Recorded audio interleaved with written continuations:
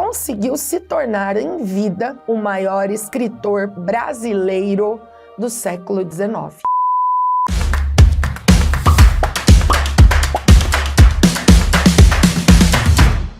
Oi, turminha, tudo bem, bebês?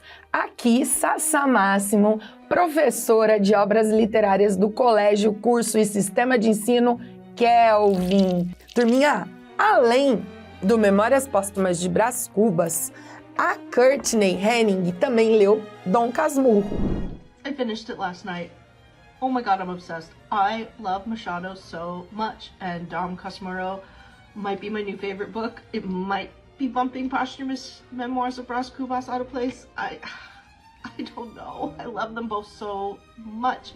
Do que se trata Dom Casmurro? Gente, é a discussão mais acalorada da literatura brasileira.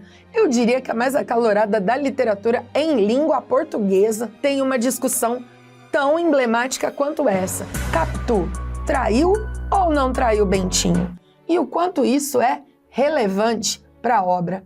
Turminha, se eu já começar dizendo que isso é completamente irrelevante e é bobo a gente achar que o livro é só isso, vocês vão concordar comigo se vocês pegarem a obra e lerem, porque não é só essa discussão, é muito mais do que isso. Então a gente tem aqui mais um narrador que é o personagem principal, é o Bento Santiago, com a alcunha de Dom Casmurro, tá? E ele já abre o livro dizendo que ele resolveu dar esse título para a sua obra porque as pessoas, né, algumas pessoas com quem ele encontrava no bonde, diziam que ele era casmurro. E aí ele fala assim, olha, os vizinhos que não gostam dos meus hábitos reclusos e calados deram curso à alcunha, que afinal pegou. Nem por isso me zanguei. Contei a anedota aos amigos da cidade e eles, por graça, chamam-me assim. Alguns em bilhetes, Dom Casmurro, domingo vou jantar com você. Vou para Petrópolis, Dom Casmurro, meu caro Dom Casmurro. E ele diz que não é pra gente procurar no dicionário, porque Dom Casmurro, Casmurro quer dizer uma pessoa calada, quieta, reclusa. E na verdade, turminha, no dicionário, quando a gente vai olhar no dicionário mesmo, significado como teimoso, obstinado e cabeçudo. Então, se a gente pensar que ele é teimoso, obstinado e cabeçudo, isso guarda essa informação que depois a gente vai discuti-la sobre o que isso vai impactar na história, tá? Bom, e aí então ele vai contar a história dele. Então eu tenho um narrador autodiegético, assim como no Memórias Póstumas de Brás Cubas. Aqui ele é um senhor já de idade. A história se passa na segunda metade do século XIX também. Ele vai contar que ele quer atar as duas pontas da linha da vida dele, do começo e do fim, para ele ver se ele tem uma explicação. Na verdade, o que ele quer é tentar convencer o leitor de que a sua esposa, de quem ele amava e morria de ciúme, o traiu. Ele é, sim, bem convincente. Isso a gente percebe. Ele é advogado, ele trabalha com as palavras, então ele tem uma dialética forte. E aí ele vai começar contando desde o momento em que ele conheceu a Maria Capitolina, que era sua vizinha, ele era filho único, mimadinho, burguês, a mãe dele, Dona Glória, fazia tudo o que ele queria. No entanto, ele se apaixona pela Capitu e ela por ele, né, pelo que ele diz.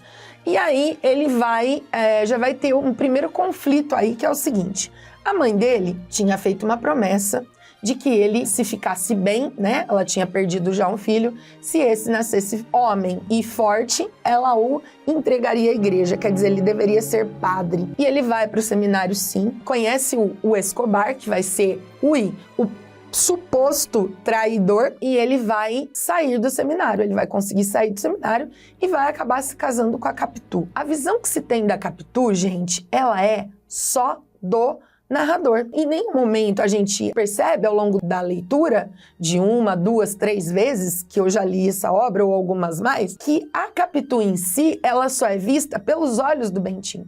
Eu tenho um narrador, turminha, que não é confiável. Quando eu tenho um narrador contando sua própria história, ele vai contar o que lhe é interessante contar. E como eu disse para vocês, ele está tentando convencer-nos de que ela o traiu, porque ele está tentando convencer a si mesmo. Porque senão ele foi infeliz por muitos anos da vida dele à toa.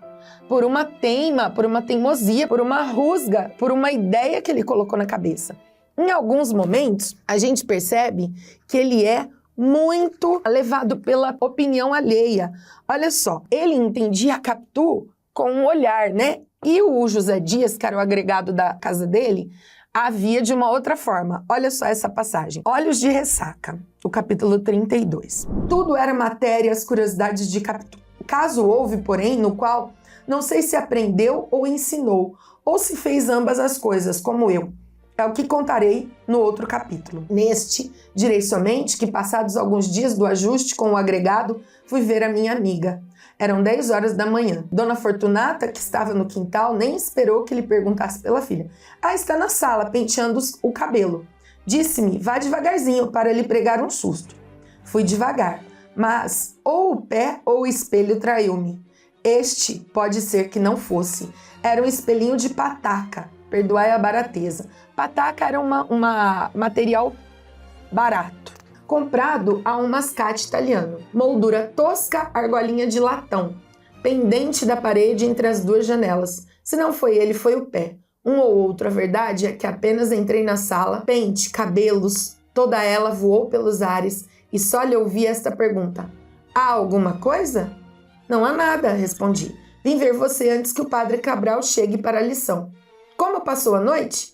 Eu bem. José Dias ainda não falou? Parece que não. Mas então quando fala? Disse-me que hoje ou amanhã pretende tocar no assunto. Então eles tinham se aliado ao José Dias para tirar o Bentinho do seminário, para ele não ir para o seminário. E o José Dias então fala para o Bentinho que nesse momento ele fala que ela tinha olhos de cigana, oblíqua e dissimulada. E o Bentinho então diz que não, que ele vê os olhos dela como olhos de ressaca, a ressaca do mar que vai o tragando para dentro e que ele fica perdido nesse olhar. Olha isso, gente, que coisa sensacional, né? Ele, claro, é apaixonado por ela, pela Capitu. Ele vai sair do seminário. O Escobar, que é o melhor amigo dele, também eles vão montar um escritório, eles vão ser muito amigos. O Escobar vai se casar com a amiga da Capitu, a Sancha, e aí a gente faz até um paralelo, né, gente? Sancha, um nome incomum. O nome do Sancho Panza, do Dom Quixote. E aqui a gente tem o Dom Casmurro e a Sancha. Ah, será que os dois foram traídos? Será que não? Enfim. E aí eles vão sempre estar juntos, sempre ali conversando. A filha do Escobar e da Sancha vai se chamar Capitu. O filho do Bentinho com a Capitu vai se chamar Ezequiel, que é o primeiro nome do Escobar. E eles sempre juntos, sempre amigos. E isso vai até que o Escobar morre afogado. E no velório do Escobar, o Bentinho acredita que a Capitu e ele tinham alguma coisa. Dito isso, turminha, em alguns momentos, lógico, a narração do Bento Santiago contando que as pessoas achavam que o Ezequiel, o filho dele, parecia muito com o Escobar, tá? E ele vai começar a acreditar nisso. A gente tem provas aqui, em alguns momentos da obra, que ele era muito imaginativo. E se a gente pensar que uma pessoa que vive no mundo da imaginação, que vive criando histórias na cabeça, é confiável? Não sei, não sei. Vai ter as passagens que depois ele vai discutir com a Capitu, vai falar que o filho não é dele, tem a parte em que ele oferece uma xícara com veneno para o filho, depois ele volta atrás, mas ele acaba se separando da Capitu e ela vai para a Suíça. Nunca mais ele ia ver, ela acaba morrendo lá, sendo enterrada na Suíça, o filho volta tempo depois para encontrá-lo, mas ele vê no filho todos os traços do seu ex-amigo, né? Do seu amigo Escobar.